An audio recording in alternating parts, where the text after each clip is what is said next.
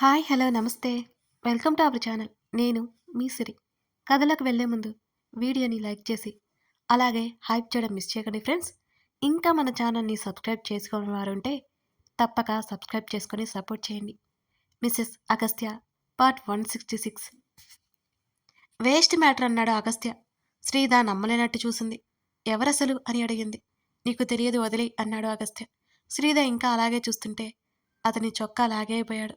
వెంటనే గట్టిగా పట్టుకుని నీకింకో ఫోన్ కాల్ వస్తుంది మాట్లాడుకో అంటూ లేచి వెళ్ళిపోతున్న ఆమె చేతిని పట్టుకుని ఒడిలోకి లాక్కున్నాడతను. వద్దు వద్దు అంటే కాల్ లిఫ్ట్ చేయమని గొడవ చేసింది నువ్వా నేనా? అనవసరంగా టైం వేస్ట్ చేశావు అంటూనే ఇద్దరి మధ్య అడ్డుగా ఉన్న అతని చొక్కాని తొలగించేశాడు అగస్త్య.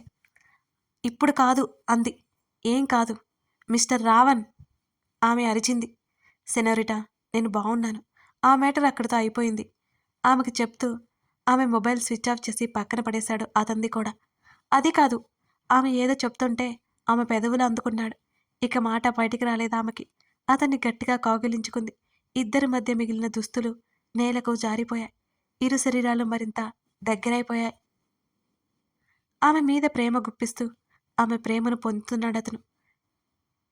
బాబు కావాలంటే తప్పదు అంటున్న అతని భుజం మీద కొట్టింది శ్రీధ. సిగ్గుతో అతని హృదయంలో ముఖం దాచుకుంది.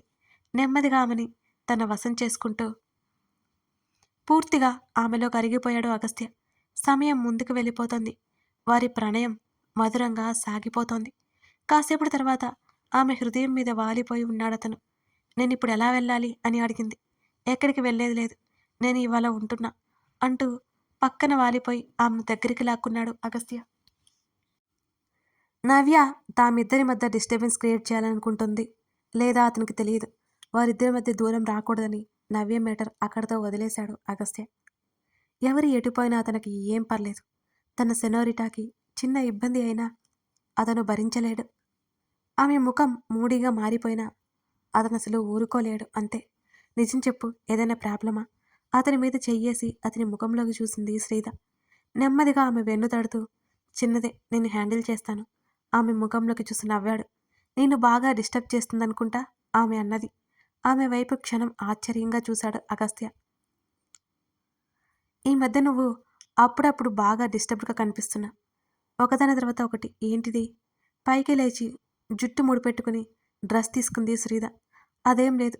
చేతులు తల కింద పెట్టుకొని ఆమెనే చూస్తూ చెప్పడాతను.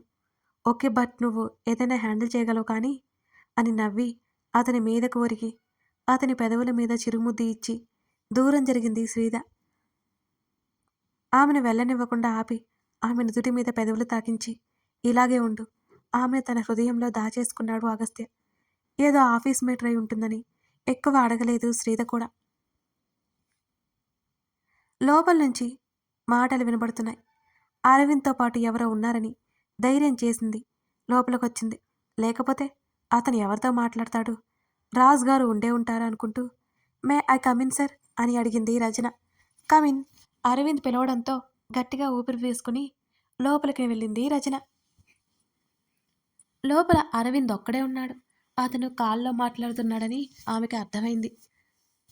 అది చూసి ఎవరో ఉన్నారని అడుగుపెట్టినట్టు రచనకి కాస్త కంగారు వేసింది. అంతలోని తమాయించుకుంది. తను థ్యాంక్స్ చెప్పడానికి వచ్చింది అంతే కదా, చెప్పేస్తే సరి అనిపించింది రచనకి. అతను కాల్ మాట్లాడుతూనే చైర్ చూపించాడు రచనకి. ఆమె మౌనంగా కాస్త ఇబ్బందిగానే అతనికి ఎదురుగా కూర్చుంది. మరో 2 నిమిషాలు మాట్లాడి కాల్ కట్ చేసి ఆమె వైపు చూశాడు Aravind. How is your health అని అడిగాడు. బాగుంది సార్ అని చెప్పింది. నాకు చిన్న ఇన్ఫర్మేషన్ కావాలి. ఆ రోజు ఇంకా ఎవరైనా చూసావా నువ్వు ఇక్కడ అని అడిగాడు. లేదు సార్, ఆ రోజు ఎవరూ లేరు. అలాంటి వాళ్ళు అతని వైపు ఇబ్బందిగా చూసింది రచన. నిన్ను ఇబ్బంది పెట్టాలని కాదు రచన, ఇంకా ఎవరైనా ఉంటే ధైర్యంగా చెప్తావని పిలిచాను. అడుగుతున్నాను, నీలాగా మరొకరికి ఇలాంటి ప్రాబ్లం రాకూడదు కదా అని అడిగాడు. లేదు సార్, నా వరకు ఇంకెవరు నన్ను ఇబ్బంది పెట్టలేదు అని అన్నది రచన. ఓకే ఇక నువ్వు వెళ్ళొచ్చు అంటూ అతను ఫోన్ చూస్తుండగా సార్ ఆమె పిలుపుకి తల ఎత్తి చూశాడు అరవింద్. ఐఎమ్ సారీ సార్, ఆ రోజు నేను కావాలని అలా చేయలేదు. అప్పటికే ఆమె కంగారుగా చూస్తోంది అతన్ని. ఫోన్ పక్కన పెట్టి టేబుల్ మీద 2 చేతులు పెట్టి ఆమె వైపు దృష్టి సారించాడు అరవింద్. మామూలుగా మాట్లాడడానికే ఆమెకు భయం. అలాంటిది అతని అటెన్షన్ అంతా తనే అవ్వడంతో ఇంకా భయం వేసింది రచనకి. "ఏదో చెప్తున్నావు?" అని అడిగాడు అతను. "అది సార్, ఆ రోజు కావాలని చేయలేదు. అప్పటికే ఆ మేనేజర్ బాగా ఇబ్బంది పడుతున్నాడు. మీరలా చున్నీ పట్టుకున్నట్టు అనిపించింది. అందులోనూ మీరు పట్టుకోవడంతో కావాలని పడేసి పట్టుకున్నారని." అరవింద్ చూసిన చూపుకి ఆమె ఆగిపోయింది. "నా ఉద్దేశ్యం అది కాదు సార్. కానీ ఆ రోజలా..." ఆమె భయపడుతూ చెప్పడం ఆపేసింది. "నేను చున్నీ లాగి కావాలని పడేసి పట్టుకున్నాను అనుకున్నావా?" అతను అడగగానే నిలువుగా తలాడించి అంతలోనే అడ్డంగా తల ఊపింది. 2 నిమిషాల్లో అరవింద్ ల్యాప్‌టాప్ ఆమె వైపు తిప్పాడు. అది సీసీటీవీ ఫుటేజ్ ఆమెకి చూపించాడు. అది చూసి రచన కళ్ళు పెద్దవి చేసింది. అందులో పరీక్షగా చూసింది. అరవింద్ అందులో ఆమెని గమనించలేదు. అతను రూమ్ నుంచి కాల్ మాట్లాడుకుంటూ వెళ్తున్నాడు. తనే అతని కంటే ముందుగా సడెన్‌గా వచ్చింది. అడ్డం వచ్చింది. ఆ వీడియో అయిపోయాక ఆమె కళ్ళు దించుకొని కూర్చుంది. ఆమె కంగారు పడ్డం చూసిన అరవింద్ చిన్నగా నవ్వి "ఇట్స్ ఓకే. లీవ్ ఇట్" అని అన్నాడు. కళ్ళెత్తి అతని వైపు ఓరగా చూసింది. "థ్యాంక్ యూ సార్" అన్నది. అతను చిరునవ్వు నవ్వాడు. ఆమె వెంటనే పైకి లేచి అక్కడి నుంచి పరుగులాంటి నడకతో వెళ్ళిపోయింది. ఆమెలాంటి అమ్మాయిని ఇంతవరకు చూడలేదు కాబోలు. కాసేపు ఆమె గురించే తెలియకుండానే ఆలోచించాడు అరవింద్. అరవింద్‌తో మాట్లాడాక ఎందుకో తెలియదు, రచన పెదవుల మీద చిరునవ్వు అలాగే ఉండిపోయింది. ఆమెకు చాలా అంటే చాలా రిలీఫ్‌గా ఉంది ఇవాళ. ఆ రోజు అతని కోపం చూసి ఎంతగా భయపడిందో. అప్రయత్నంగా అతను పెట్టిన ముద్దు గుర్తుకు వచ్చి ఉలిక్కిపడింది రచన. ఆమె జీవితంలో తొలి ముద్దు అది. ఆలోచనలకు ఉలిక్కిపడి తల గట్టిగా విదిలించుకుంది రచన. ఆ రోజు మధ్యాహ్నం అరవింద్ వెళ్ళిపోతుంటే అతను బయటికి వెళ్ళే వరకు చూస్తూనే ఉండిపోయింది రచన. నిజంగా తన దృష్టిలో అతను దేవుడు. అతనే గనుక ఆ రోజు లేకపోతే తన జీవితం ఏమైపోయేది? రచన ఆలోచించింది. తన శరీరంలోకి ఏదో డ్రగ్ ఇచ్చారని డాక్టర్ మాటల్లోనే తెలిసిపోయింది. ఆఫీస్ నుంచి బయటపడిన ఎవరో ఒకరికి తను చిక్కిపోయేది. బయట ఉన్న వాచ్‌మెన్‌కైనా ఆమె దొరికిపోయేదేమో. ఆ సమయంలో తను ఒంటరిగా ఉన్నా సరే, తన విషయంలో అతను అడ్వాంటేజ్ తీసుకోకుండా హాస్పిటల్‌కి తీసుకెళ్ళిపోయాడు. అలాంటి అరవింద్‌కి వేవేల కృతజ్ఞతలు తెలుపుకుంది మనసులోనే రచన. నవ్య అతన్ని బెదిరించింది కానీ అక్కడికి వెళ్ళే ధైర్యం చేయలేదు. అతను రానివ్వడని తెలిసాక తను వెళ్ళేది లేదని కూడా తెలుసు. అగస్త్య ఖచ్చితంగా చెప్పాడు అంటే అతను ఏమాత్రం చేయకుండా ఉండడని ఆమెకు తెలుసు. అతనితో ఒకసారి మాట్లాడాలి. ఆ రోజు తను అతని జీవితంలోకి వెళ్ళిపోవాలి. ఆ రోజుతో శాశ్వతంగా అతని లైఫ్‌లో తను ఉండిపోవాలి. ఏం చేయాలి అని నవ్య ఆలోచించసాగింది. ఆమె ముందు ఉన్న ఆలోచన శ్రీద. శ్రీద ద్వారానే తను అతని జీవితంలోకి వెళ్ళిపోవాలి. శ్రీద గురించి సూరజ్ చెప్పిన మాటలను బట్టి అంత సులువు కాదు ఆమెతో. అందుకే ఆమె ముందు ప్లాన్ వేసుకోవాలి. ఆ తర్వాత దాన్ని ఇంప్లిమెంట్ చేయాలి. నవ్య ఆఫీస్‌లో ఉంది కానీ వర్క్ చేయట్లేదు. డోర్ నాక్ చేయడంతో నవ్య తలెత్తి చూసింది. ఎదురుగా కనబడుతున్న వ్యక్తిని చూసి ఆమె అప్రయత్నంగా లేచి నుంచుంది. వచ్చింది ఆమె తండ్రి. మాట్లాడలేదు ఆమె. "నవ్య, నీతో మాట్లాడాలి" అన్నాడు భరద్వాజ్. "ఇంకా మీకు మాట్లాడే అర్హత ఉందంటారా డాడీ?" సూటిగా చూస్తూ అడిగింది నవ్య. "నేను తప్పే చేశాను కానీ ఏదైనా నీ మంచి కోసమే చేస్తాను" అని అన్నాడు భరద్వాజ్. "మీరు నాకు చేసిన మంచి చాలు డాడీ. ఎందుకొచ్చారో చెప్పండి" విసుగ్గా అంది. "నువ్వసలు ఆఫీస్ గురించి పట్టించుకుంటున్నావా? హ్యాండిల్ చేస్తున్నావా? నవ్య షేర్స్ పడిపోతున్నాయి" అని అన్నాడు. "అందుకే నేను ఇదంతా చేయను. నా వల్ల కాదని చెప్పాను. వద్దంటున్న ఈ వ్యవహారాలన్నీ నా నెత్తిన పెట్టారు" నవ్య గట్టిగా అరిచింది. "ఇదంతా నీది కాదా నవ్య? నీకోసం కదా నేను కష్టపడుతోంది. నీకోసం కదా ఇదంతా కూడబెట్టింది" అని అంటున్న అతను కూతురి మాటలు భరించలేక ఆవేదంగా మాట్లాడుతున్నాడు. ఆమె మాట్లాడలేదు. ముఖం తిప్పుకుంది అసహనంగా. "రేపు అమర్త్య ఇండియా వస్తున్నాడు. ఆ విషయమే చెబుదామని వచ్చాను. తన కాల్ నువ్వు లిఫ్ట్ చేయట్లేదట" అని అన్నాడు. "మీకు నేను పదే పదే చెప్పను." బ్యాగ్ తీసుకుని బయటికి కోపంగా వెళ్ళిపోయింది. వెళ్తున్న కూతురి వంక బాధగా చూస్తుండిపోయాడు భరద్వాజ్. తల పూర్తిగా ఎవరితోనూ మాట్లాడడమే మానేసింది. దిగులుగా ఉంటోంది. ఓ రకంగా కోలుకున్నా సరే తన బిడ్డ పోయిన బాధ ఆమె భరించలేకపోతున్నది. రామ్ మునిపటిలా మారిపోయాడు. అతను ఓటమి ఒప్పుకున్నాడో లేదో తెలియదు. అతనిలో ఉన్న పగ, కసి ఇప్పుడు లేవు. ఎప్పుడైతే శ్రీత డబ్బు సాయం చేసినప్పుడే రామ్ చచ్చిపోయాడు మానసికంగా. అలాంటి వ్యక్తులను నాశనం చేయాలని చూసిన చూసినందుకు అతని బుద్ధి చచ్చిపోయింది. అతని దృష్టిలో అతను అతనే కాదు. ఏదో బ్రతుకుతున్నాను అంటే బ్రతుకుతున్నాడు. అతను చేసిన పాపాలు జీవితం కోల్పోయినట్టుగా ఉన్న కళను చూపిస్తున్నాయి. వృద్ధాప్యంలో సంతోషం పొందలేని తల్లిదండ్రులను చూపిస్తున్నాయి. ప్రశాంతత లేని తన జీవితాన్ని చూపిస్తున్నాయి. ఆ రోజు రాత్రి రామ్ ఆలస్యంగా ఇంటికొచ్చాడు. అతను వచ్చేసరికి కళ మేల్కొని ఉంది. ఏవో పాత ప్రెగ్నెన్సీ రిపోర్టులను చూసుకుంటోంది. రామ్ వచ్చిన అలికిడి వినిపించగానే వాటిని దాయడం అతని చూపు దాటి పోలేదు. టవల్ తీసుకుని వాష్రూంలోకి వెళ్ళిపోయాడు. ఫ్రెష్ అయి వచ్చాడు. అతను వచ్చేసరికి ఒకవైపుకు తిరిగి పడుకుని ఉంది కళ. కళ? రామ్ పిలిచాడు. ఆమె మాట్లాడలేదు. ఆకలేస్తుంది. అతని నోటి నుంచి వచ్చిన ఆ మాటకి మరుక్షణం ఆమె కళ్ళల్లో నీళ్లు తిరిగాయి. ఒక్క ఉదుటిన లేచి కూర్చుంది కళ. ఏమైనా తెస్తాను, అత్తయ్య ఉంటుందని రూంలోకి వచ్చాను.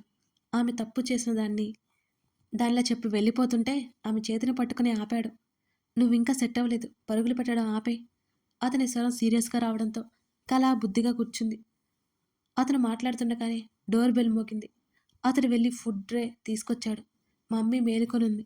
ఆమెకు అతనికి మధ్యలో దిండి పెట్టి దాని మీద ప్లేట్ పెట్టాడు రామ్. ఫాస్ట్గా పెట్టు, ఇవాళ ఆఫ్టర్నూన్ లంచ్ కూడా స్కిప్ చేశాను అని అన్నాడు రామ్ ఆమెనే చూస్తూ. కళ్ళు వెడల్పు చేసి చూసింది కళ అతని వంక. ఒకప్పుడు తను ప్రేమగా తినిపించాలని చూస్తే విసిరి కొట్టేవాడు. నచ్చదని మొహం మీదే చెప్పేసేవాడు. కానీ ఇప్పుడు ఆమె అలాగే చూస్తోంది. అతనిలో మార్పు స్పష్టంగా కనిపిస్తోంది కళకి. వెంటనే క్షణమైన ఆలస్యం చేయకుండా అతనికి తినిపించడం మొదలుపెట్టింది శ్రీకళ.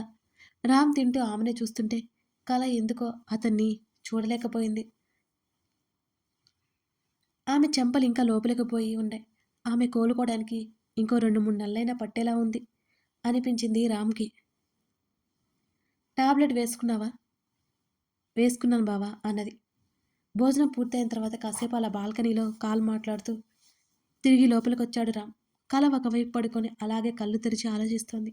ఆమె పక్కన చేరి వెనక నుంచి హత్తుకోగానే కళ ఉలిక్కిపడింది. నువ్వు ఇంతవరకు మెలుకోకూడదే, నీ హెల్త్కి మంచిది కాదు చెప్తూనే ఆమె వీపు మీద చెంపానించాడు రామ్.